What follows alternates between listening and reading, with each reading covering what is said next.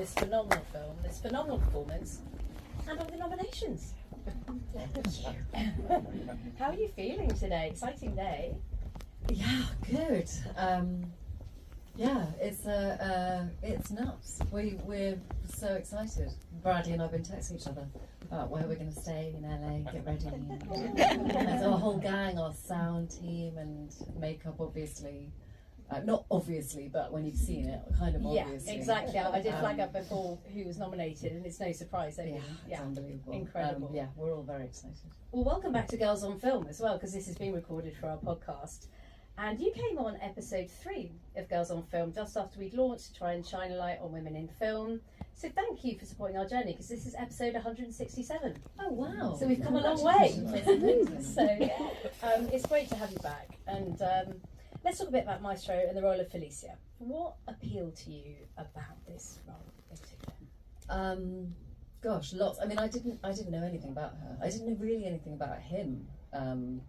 When I started, when Bradley asked me to do it, it was 2018. So he was starting to work on a story that he wanted to tell about Leonard Bernstein. It wasn't necessarily a straightforward biopic, but he loved conducting, or loved the idea of conducting, and always has since he was little. So he went to Steven Spielberg and asked if he could direct this film. And really just by the initial research he did, he decided that he wanted it to be about the marriage, these two people. So I think before I really knew anything about her, I just wanted to work with Bradley, and I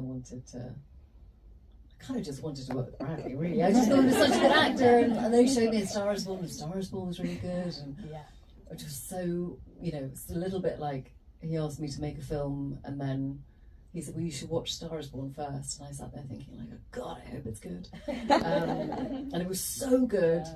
And then I just thought, whatever he does, it's going to be amazing. So I just said yes then. And then I really learnt about her as he was writing it. Tell me about what you learnt about her and how you prepared. Your voice alone is fantastic in this. I don't know if anyone's ever seen, obviously, her on film, but you really have captured her beautifully. Thank you.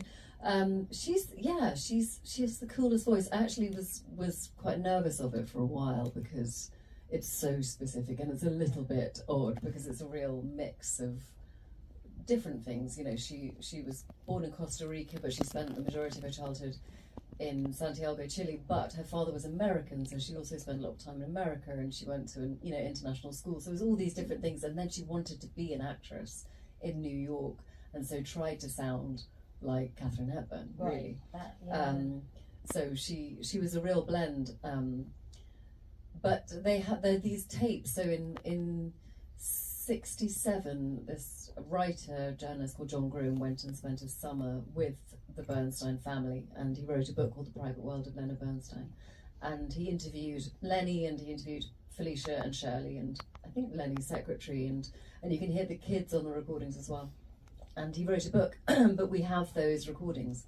Wow. So those were really the template for everything. Because she is on film. I mean, that Edward R. Murrow interview is online, and a couple of her performances, but she's doing like weird, she does like a very weird Cockney accent in one of them, and there's a bunch of, so it's not really a way of sort of, this is exactly as she is, the way that she's talking to John because he's a friend, and she's talking about her life, and she's very grounded in herself, so that felt like the best sort of match for her voice. There are so many things I love about this film, but one of them is the dialogue, and you kind of referencing that there, that naturalistic way that everyone talks and they sort of overlap each other, and it felt very conversational. Can you talk to me a bit about that, specifically in the scenes with Bradley? Because I just loved every moment of your kind of the courtship and even the challenging moments. It all felt very natural.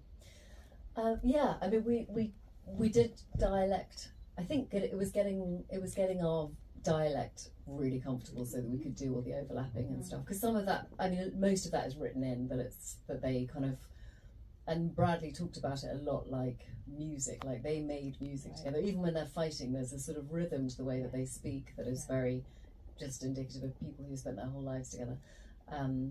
But so Tim Monick was our dialect coach who worked with Bradley on his voice and with me, and we worked separately for a long time. And then when we were in New York in the 3 months before we started shooting, we started doing our sessions together, and then we would read scenes but then also improvise just in our voices. So we got to the point where it was very kind of natural. So there are bits in the film that are just made up on the day, and there are bits that are, that are written but feel hopefully the same as the bits that are improvised. You mentioned the hair and makeup earlier, and it is extraordinary and much nominated. Can you talk to me a little bit more about working with the heads of department for that, and the journey you all went on in Felicia's character over the decades, really? Yeah, I had loads of makeup on. It's funny, people keep on saying, oh gosh, they aged you with no makeup. And I'm like, no, I definitely had makeup on. So, yeah, setting the record straight is just a tad. Yeah, obviously Bradley's makeup was amazing. And actually, over the years, he started working on that with Kazu in 2019, and he would send me pictures, and every time it looked more like, well, a person firstly, but then also exactly like Leonard Bernstein. So it was kind of amazing to see them. They'd go and squirrel away for a weekend, and then, I'd get a picture and it was old Lenny or young. It was amazing. But in terms of my makeup and prosthetics, I worked with Sian Grigg, who I worked with on Suffragette and Far From the Madding Crowd and Never Let Me Go and lots of things. And really, because Felicia isn't a well-known face, it wasn't really about making her, look like anyone. There was no attempt to augment how I looked. It was more just the aging process. So, we messed around with hairlines and to make her younger and darker hair, and black and white is helpful. And then as she gets older, we had Duncan Jarman, who's an amazing prosthetics artist, made these very small pieces to sort of age Felicia. And then obviously when she's unwell, there was a lot of, the makeup by the time the end of Felicia's story, it took about 4.5 hours. It was just really detailed little veins and age spots and just amazing. Look, and these contact lenses that took out the white around my eyes so that it just looked sort of unwell. It was just the detail of what they did was so amazing. And your performance in those moments really complements that. It is extraordinary and very moving. Thank you for that. I want to talk a bit about the gender dynamic, because obviously we're girls on film and that interests us. It's a complex one, isn't it? Because obviously your character is with a very famous man, and there's a lot going on in terms of his affairs and secrecy, but there's an incredible bond. Do you feel that gender comes into it? Was it more to do with his fame? What do you think about their relationship in that regard? More to his fame in what respect? In fact, the way that she had to sort of give up quite a lot, or perhaps was playing second fiddle to him in some ways, even though she was obviously a very complex and interesting and strong woman. Yeah, I think it's interesting because when Steven Spielberg, who's a producer on the film, talked to Bradley about this film originally and about Lenny and Felicia, he said, Felicia made Lenny her art. Right. And that really kind of resonated, because I think she was an artist, and I think she was talented in lots of ways. She was a musician. She went to New York under the guise of training to be a concert pianist, so she was a very talented piano player and actor, but also was a painter and made these incredible paintings. So she had lots of that. But I think what I was so fascinated by was the idea of these two artists spending their lives together, one of whom is a very talented artist, and the other is someone who is lauded as a voice of his generation, touched by God. The things that they used to say about Lenny and the way that he was treated was that he was in another realm. And at what point she sort of decided whether it was conscious or not, that she would just devote herself to furthering his artistic endeavours. And I don't think there was any specific moment where she felt like she should take a back seat, but she definitely did. But she, in one of these interviews with John Gruen, she says, he never asked me to give up anything, I just did it. Yeah. And I think that was true, that he was always incredibly supportive of her. But she just knew the way the world worked, I think. And really did think that her biggest contribution would be to uplift him. What do you think would be different in their relationship now if they were a famous married couple now?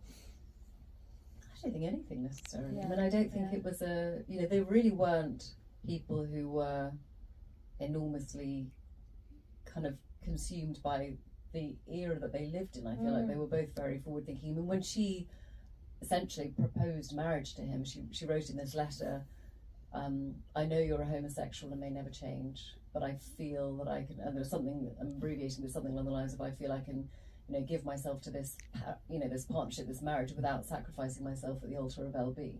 So she knew 100% what she was walking into, Amazing. Was completely comfortable with it, and there were no secrets in that respect. I think that the real betrayal in the film, and well, again, we're talking about real people, so you don't want to talk about, this is our sort of speculation. Yeah. But my understanding, or the way that we always imagined it, is that the betrayal in the film is not a sexual one. It's nothing to do with infidelity. That was all kind of part of the arrangement. The infidelity was the creative, the need to hold somebody else's hand in his moment of real kind of creative distress. In that moment where he needs somebody to be there for him, for his art and for his ego, and for him that he reaches for Tommy. I think that's one of the things I loved about it, was how forward thinking they were, and also what a journey they went on together, and we see that. Bradley is obviously an actor and a director, and are there moments when you're acting opposite him, is he also directing at the same time? I mean, does that happen? Oh yeah, almost all the time. He's kind of never not. Right. Which I kind of loved. It's a lot of making the whole crew feel like actors in a weird way. Like you walk onto, there's no real division between the crew and the cast, so you walk onto a set and nobody shouts action. You're never told kind of where to be. You just sort of, I don't know, land somewhere and then just start. And lots of the, there's lots of the stuff in here is a single take, so it'll start maybe 2 minutes before you see it, and then it'll cut maybe 4 minutes after it cuts here. But the middle stuff is the bit that. But if he's on camera, but his mouth isn't on camera, he's probably talking to someone, like me, or but he's doing it in the Lenny voice, so it's not odd. Really? But he'll be there's a scene in the doctor's office where Felicia's diagnosed with cancer, and there's a moment where you don't see his mouth, and he had planned on that being a kind of wide shot, and in the moment he decided he wanted the camera to come in, so he covers his face and then he's talking to the dolly grip, but it's sort of, you can't obviously hear it now, that'd be bad filmmaking, but it's so that kind of stuff, if there's a big group hug, or if there's something, and if you can't see his face, or if he's off camera, he can talk. That is some serious multitasking. That's very impressive. It's unbelievable how he's got those nominations. Yeah. It's pretty amazing. When you first came on Girls on Film, I'm just going to go back to that. That was 2018, and we spoke about Time's Up. And you actually said that things had radically changed that past year, so 2017, 2018. Since then, I must say you've been in some films that we've absolutely adored. Promising Young Woman, She Said. I'd love to ask you, from a Girls on Film perspective, before we cut to the audience, about Maestro, what do you think has changed since then, when we spoke in 2018? To summarise massively. In general, I think we've fixed it all. So, excellent. I can give up now then. Well done, everyone. No, I mean, I think the things that we talked about then, that are the things that are kind of, literally written down and laminated within studio systems and theatres, that's great, that's all stayed in place. I think for me, like this year, this is the first, I was saying this in the car, I'm doing a film that's not overtly about sexual assault, which is kind of a relief. Like it's a lot to talk about in the press because you feel like, often you're asked for an opinion that speaks for women, and that's absurd. We're just actors, and so it's. But what I've really noticed in the films that have come out this year is that actually it's a lot more about just a female experience. Emma Stone in Poor Things, and Felicia, she's a lead character in this film about the great man, but it's not really about the great man, it's about the two of them and their partnership, and for there to be films that are not overtly or in any way actually message films or lesson or we're not trying to teach people this year, we're just showing the female experience. I think that's and authentically, and as there's space to be kind of grotesque, and there's space to be mean, and there's space to be unpleasant, and like people are, as opposed to it having to be didactic in any way. I think that's progress. There's so many brilliant female characters this year that aren't trying to sort of teach anyone anything. Beautifully said, and as reflected in our Girls on Film Award nominations. Anyway, let's move to the audience. Can we have some hands up? We have a microphone here. If you put your hand up and wait for the mic, because we're recording for the podcast. So, the first one is right up there. Sorry to make you work, Charlotte. It's fabulous, Charlotte from Girls on Film. So yeah, bear in mind this may be on the podcast. Thank you. When you first read this script, could you tell that you were reading something that was going to be so celebrated and so, for lack of a better word, nominated? Could you feel it when you were reading that this was something quite big and substantial? I don't think, I felt like it was a big swing, really, for everyone, most particularly maybe for Bradley, because, you know, I just, the kind of balls he had to do, I mean, it's unbelievable. Like, he was dressing up every day as Leonard Bernstein and talking to people every day, all day, as Leonard Bernstein, right, including the London Symphony Orchestra. I mean, it was so audacious what he was doing. And as an English kind of, you know, didn't get into drama school actor, I like stood there a lot being like, oh my God, this is not like, but he was so brave, and then everyone else was like, oh, okay, we'll be brave too. And it turned into this sort of amazing thing where no one was scared of making a fool of himself, because it was so, but he was of everyone taking the biggest swing, and I think he did the most phenomenal job, and I just spent a lot of time feeling very proud of him. But I don't think anyone could think that this would be a slam dunk, because it's, you know, he was making big sweeping brushstrokes with everything, not just with the script and with his performance and with, you know, the whole thing, but also with the way he directed, the way he edited. I mean, it's just so much of it is not what one might imagine. And so, but I trusted him. I really felt like everything that he'd ever shown as an actor and also as a director, I really believed and I was moved by, and I imagined he would do the same with this. But there was no, I knew that I would like it. Well, I wasn't entirely sure what anyone else would think. Well, I think they liked it. Yeah. Any more questions? Yep, here in the green.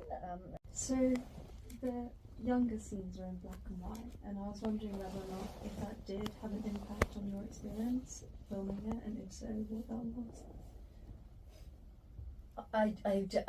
It did, in a way. It was the first stuff we shot was all the black and white stuff, so we did that for the first 4 or 5 days of filming. So in that sense, I think it was, you know, it was starting at the beginning, which is not always the case. But it was, I find the black and white stuff so interesting, because this, in terms of us performance-wise, probably not a huge amount, but for makeup and costume and production design, it's such a different palette. You know, nothing looks the way that it does, so they have to adjust everything. So I had sort of slightly odd coloured lipstick on, and which doesn't read very nicely in real life, but on black and white looks like, so they had to test everything like that for the black and white film, because there was no, it was always shot on film, so there was no version of it being changed afterwards. So my costume was sort of weird colour. I didn't feel great in real life because I didn't like the colour of my costume, but that was, and my shoes were weird, but I knew that it would look nice on black and white. And it was, you know, that part of it felt like a lovely little kind of bubble. We went up to Tanglewood, we were there on our own. It felt quite small. It was then the week after we went to Central Park and shot that scene in Central Park after she's been diagnosed with cancer, and there were suddenly millions of people around, and that felt, so to have that little bubble just for the love story at the beginning was actually really special. They're lovely scenes. I love those scenes. Beautiful. Pass that someone. Thank you. Hi, I just wanted to start by saying that following on from Tar last year, thanks very much for making the second great film in 2 years about a female conductor. And I guess, like, you've already spoken a little bit in your conversation with Anna about sacrifice and the character's sacrifice, and like, I wondered how much you felt that her self-sacrifice was deliberate, and how much you felt that she was kind of led that way, and at which moments, if that makes sense. I don't know. I mean, I think she was so determined to not be a victim. I don't, and I think it would be, again, it's one of those things, it's a real person, it's hard to, Sure. But in my, it's interesting, I went to Santiago, Chile to meet her wider family, and their idea of what her life was different to how her children viewed her life, to how she talked about her life, to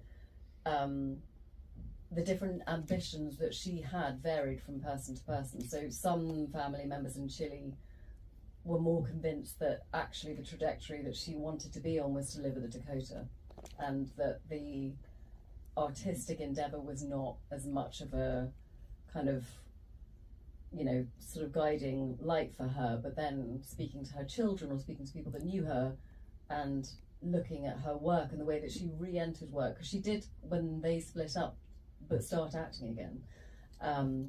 But then I read all of her reviews, and I read reviews that made me wince, not because they were bad, but because they were like, they were kind of, I'd rather be awful than like, and the couple of these reviews were that, and I thought, how must that feel to be married to someone who is, Nana Bernstein, and you get a review in the New York Times that says that you're fine, and that was so again, like the sacrifice element. I think she sorely wanted a large family. She loved having children, and she talked a lot in this interview with John Gruen about how, she recognises that there has been an element of sacrifice, whether she would like to call it that or not, but she asks him, would the children be as lovely as they are? If I had gone and done everything that I wanted to or could have done, would they be the way that they are? And so I think it was a constant kind of, she was basically just in dialogue with herself about it, because she refused to kind of admit to anybody else in her life that it was something that pained her. So yeah, I don't know.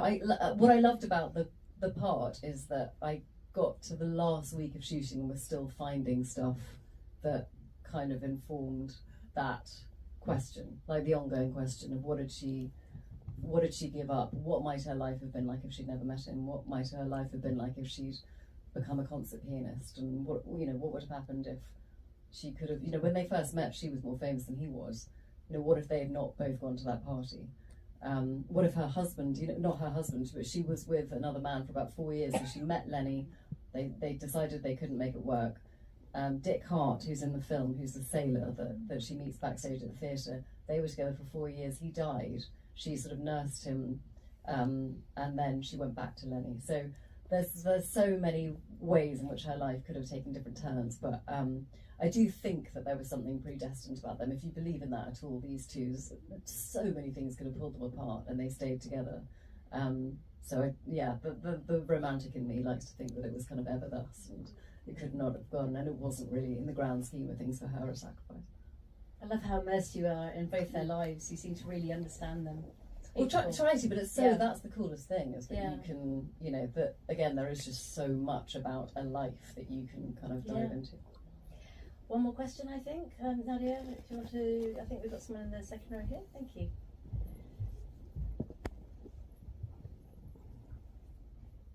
Hi, so I thought the theme of art and creativity and the depression, but the kind of the highs of it as well, was felt very touched a nerve, really.